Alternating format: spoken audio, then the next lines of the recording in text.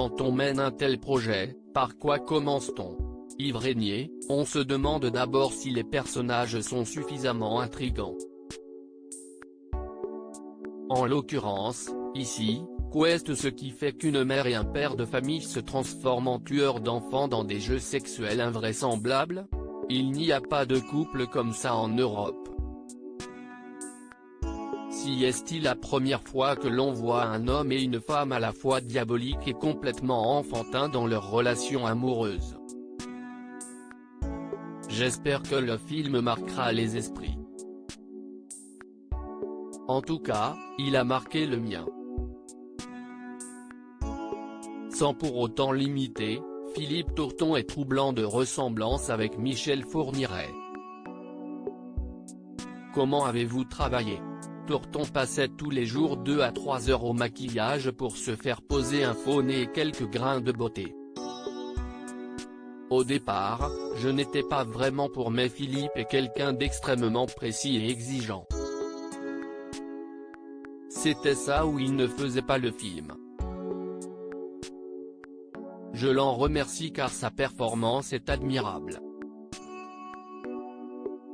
Quant à Isabelle Gélinas, Monique Fourniret, je l'ai choisie pour ce côté populaire qui me plaisait bien.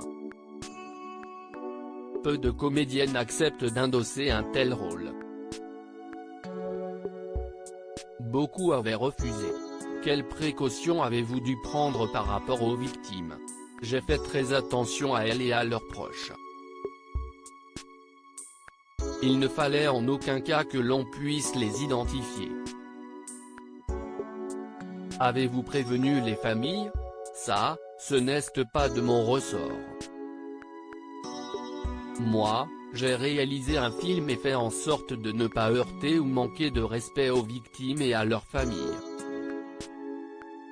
Les enquêteurs aussi sont fictifs car selon Harold Cobert, auteur de La Mésange l'Ogresse, livre qui nous a inspiré, le policier belge tenait à ce que nous ne nous servions pas de son nom.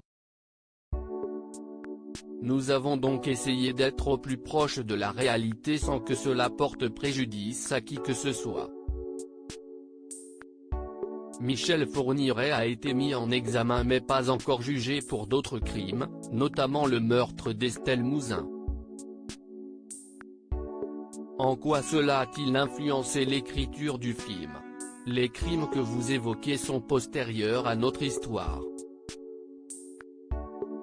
Michel et Monique Fourniret ont été jugés une première fois et condamnés à la perpétuité incompressible pour lui et assortis d'une période de sûreté de 28 ans pour elle.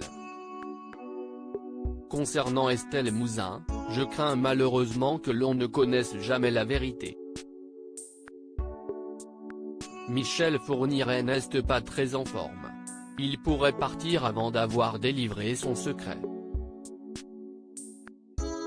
Si est un psychopathe qui n'éprouve aucun sentiment pour ses victimes? Qu'est ce qui vous passionne autant dans les affaires criminelles? Pour moi, elles sont le reflet de notre société. Elles nous interrogent sur notre propre potentiel à passer à l'acte. L'inquiétant, si est qu'il y a pas mal de gens proches de la bascule. Concernant la traque, j'y vois aussi un aspect pédagogique, une mise en garde qui est aussi destinée aux parents, faites gaffe. Les victimes de Fourniret avaient entre 8 et 28 ans. Travaillez-vous sur d'autres projets? Je bosse sur Le Dernier été pour France 2, une fiction inspirée de l'histoire vraie d'une femme atteinte de la maladie de Charcot qui rencontre un homme plus jeune qu'elle et qui est victime du même mal. J'aimerais tourner avec Mathilde Seigner.